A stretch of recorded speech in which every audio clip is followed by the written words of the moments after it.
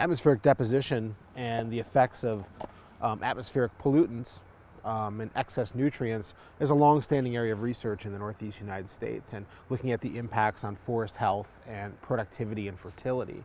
But what's less understood is what are the impacts of forest edges and different human activities adjacent to forest ecosystems. The undergraduate experience here at Skidmore in the Environmental Studies and Sciences program have been looking at the effects of these edges and different activities in the edges on the chemistry of the forest itself and how the forest health might be impacted. We have a variety of places in Saratoga County, including Spa State Park, the Saratoga battlefield. We're looking at the impacts of roads and agriculture. And basically what we're looking at is what the difference is in the core of the forest versus what's happening at the edge of the forest. Northwoods represents just one of these study sites. Is a great place to do that just because of the fact that it's somewhat isolated, right? But we do have a major campus and people living right next to it. On the other side of Northwoods, we have a fairly highly traveled road. And one of the cool things we have, even though you don't always notice that or think it's cool when you're walking through the Northwoods, is we have that big power line cut right through the middle, right? And we've been studying that too as sort of a control because of the fact it represents the disturbance of removing the forest, right?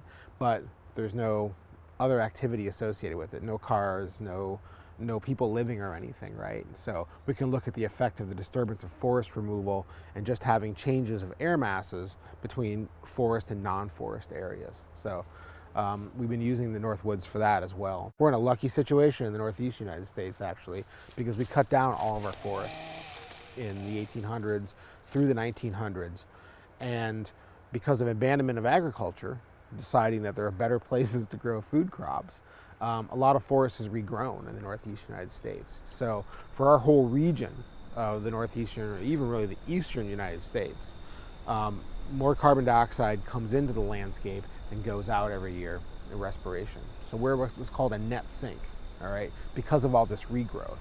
That's not a permanent thing. It's going to tail off at some point in time. Some point forests become in equilibrium where they have grown and respiration just maintaining themselves. Like think about a large human being, right? We have to take in so many calories a day to maintain ourselves, right?